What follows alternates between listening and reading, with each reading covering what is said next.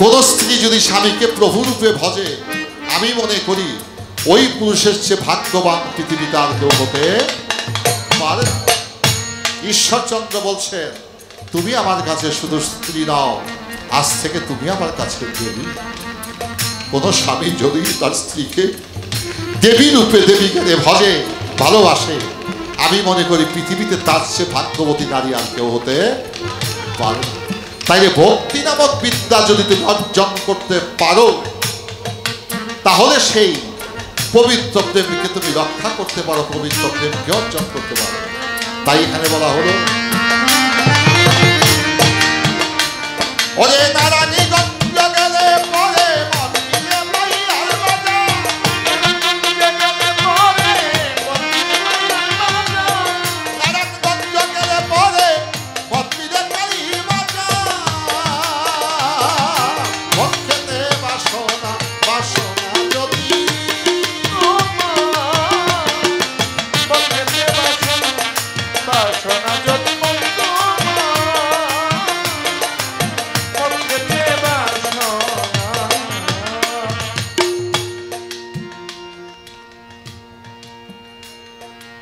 নারী যারে নিয়ে ঘর সংসার করি সেও না।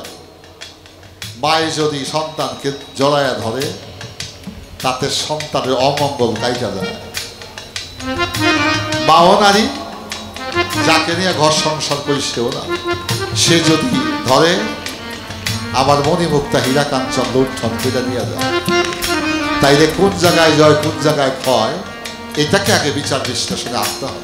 ওই স্থান কাল পাত্র নির্বাচন করে যদি প্রেম নিবেদন তুমি করার মতো করতে পারো, আমি মনে করি তুমি কাজল দেওয়ান আর কাজল দেওয়ান থাকবে না, তুমি সেদিন মহাগুরু হয়ে যাবে। আছে মহাকালীর ভাটি খানায়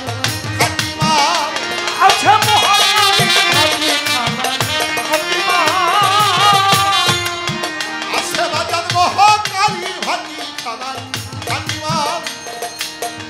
অনুরাগের পিপা ভরা ছিল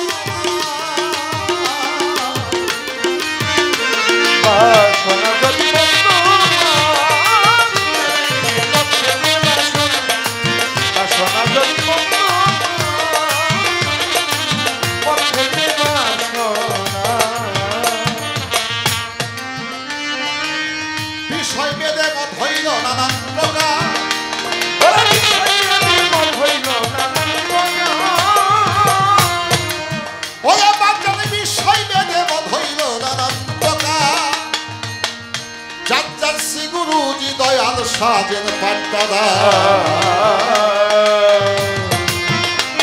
এবার অনভ্যাসে খেলে পরে যন্ত্রণা বাঁচাই ধরে অনভ্যাসে খেলে পরে যন্ত্রণা বাঁচাই ধরে ওরে কেহ আছে কেহ মরি না জানতে পারে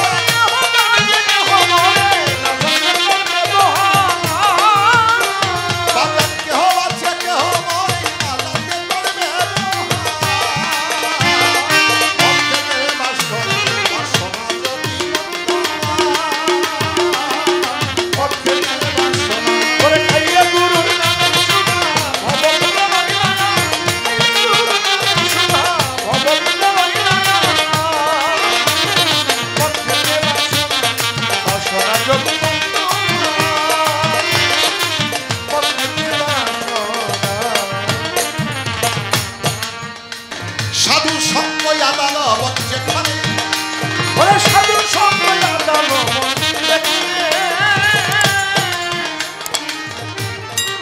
আজকে যারা গান শুনলেন, আমার বিবেক থেকে বলছি, আপনাদের লাভ না হলেও আপনাদের কারো ক্ষতি হয় না।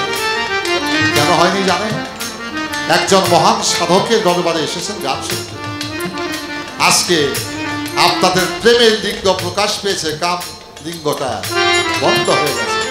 যেখানে আসতে যে সঙ্গ করলে কাম রিপু বন্ধ হয়ে সেই প্রেম লিঙ্গ উদ্ভাসিত হয়, সেখানেই বাজান মূল্যবান হীরাকাঞ্চন জহরত সেখান থেকে মানুষ আহরণ করতে পারে। সাধুর সঙ্গ আদান বন্ধে খালি,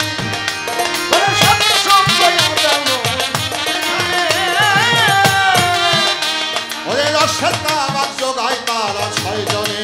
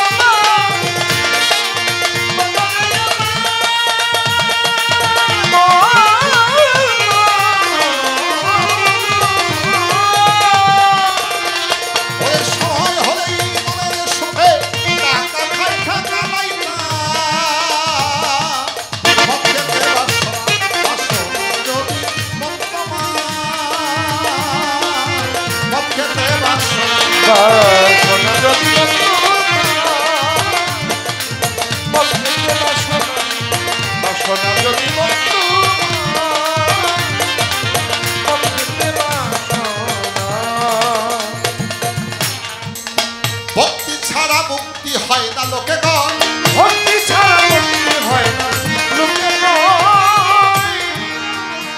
ওই বাজান ভক্তি ছাড়া মুক্তি হয় না লোকে গণ। বাপরে বাপ সাপ নিয়ে খেলায়, ওই খেলা তো সহজ নয়। শরীর মাথার মনি পেলে সাতটা যা অগ্নি